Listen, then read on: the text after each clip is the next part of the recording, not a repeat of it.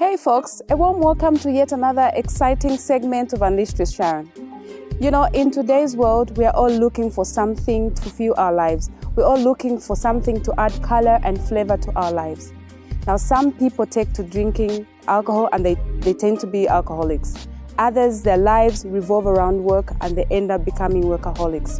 And there's a certain group of people that find their passion, realize their dreams, they spread their wings and fly high, and we watch in amazement. We wonder, what kind of people are these? Do we know these people?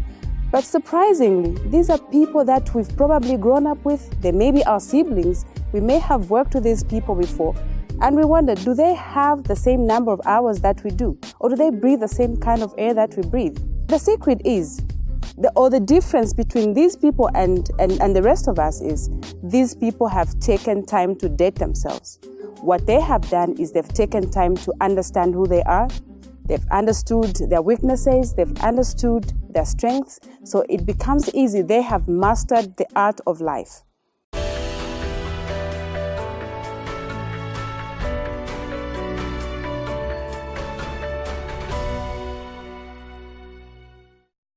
I've been away from the camera for the past few months, and this is because I was working on something. I had yet another exciting and important project, just like one being in front of the camera, but I realized that I couldn't do both at the same time because they both required the same amount of energy, the same amount of time, the same amount of resources.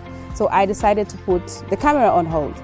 But I am back, but while I was away, I was connecting with some of you. You wrote very interesting emails encouraging me. You know, I received a lot of positive criticism. That has also made me grow because we want to make this show more and more interesting. So in this segment, we'll take a different twist to it. We're going to respond to your questions, some of your questions that you sent in. I want to respond to those questions so that we can see what we can do next in the next segment. The first question is coming from a lady, and she says, I have so many ideas that I want to turn into projects. How do I proceed? I mentioned that I was away from the camera. I was doing something else.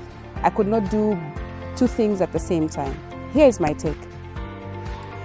You may be good at all those things, but what I would advise you to do is look at something that will flow naturally in, something that you can focus on at this particular moment. Because what that does is, once you do that particular one, it will become easy for you when you move on to do these other projects, because we don't want you to be all over the place. You can't touch here, you touch there, and there's a popular saying which goes, jack of all trades, a master of none. So I would want for you to concentrate on one project, because by so doing, you'll have created a template for these other ones, or you'll have created a foundation such that when time comes for you to do these other projects, it will be easy for you to it will be more or less a copy and paste. You'll have already created a template, and it will be easy for you to just fit in the rest of them. Moreover, the challenges that you face in the first one, they be more or less the same challenges that you face when you start doing these other projects. So the moment you face some of these challenges, it will be like, oh, I've seen this before, so it's going to be easy for you, and you become a better person. And I know of a certain guy. He started out an HR, he's an HR specialist, so he opened up a company as an HR specialist or an HR consultant. He did so well. He created a brand around himself. He's a very well-known person. Now he's now getting into real estate. He's getting into payroll. He's also getting into debt collection. So it has become easy. So when I hear, somebody's looking for a house, it's very easy because they already know his company. It's already created. It already has that brand. It already has a name to itself. So it becomes easy. Everything will just fall in place because you'll have already created that brand. You're already known. Everybody knows you. So it becomes easy. The next question also comes from a gentleman.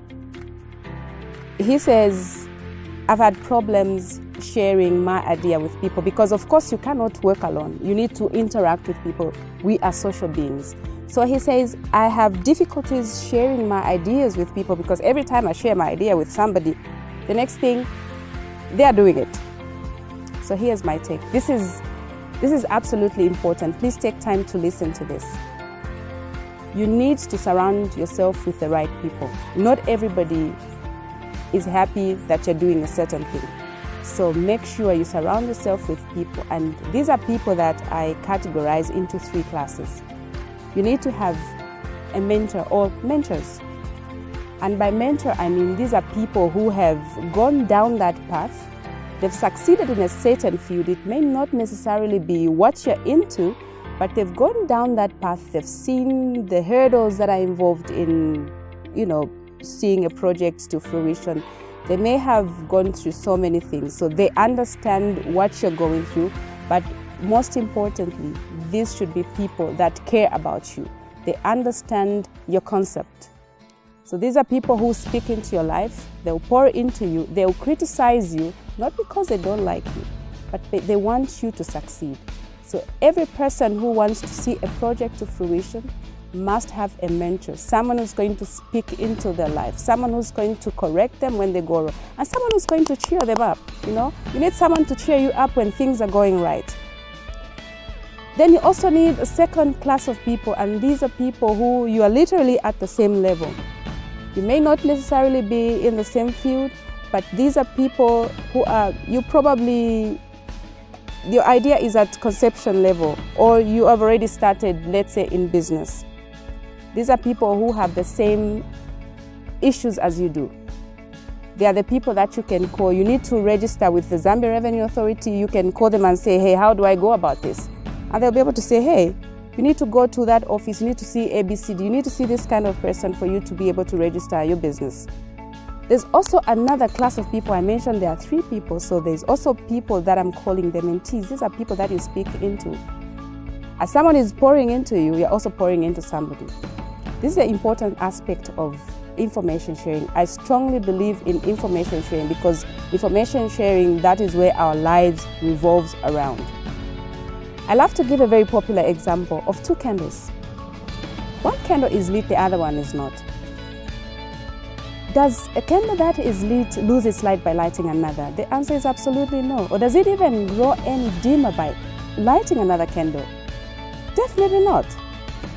The third question is coming from a young lady who's sharing an office space with her fellow ladies, and she says she's doing very fine. She's doing very, very well. But the issue that she has is that these people are toxic. They're talking trash about her. They want to bring her down, and she says, well, I hate the fact that they are always talking about me. And then I asked her, said, what makes you think they're talking about her? She says, every time I'm walking into that office, I hear them talk. The moment I walk in, they stop and they start looking at each other. Here's the thing. You need to hold these people close to you. She actually used the word naysayers or haters. I love haters. For me, they're like road signs because life is a journey. It's like you set out on a journey to go to Kabwe.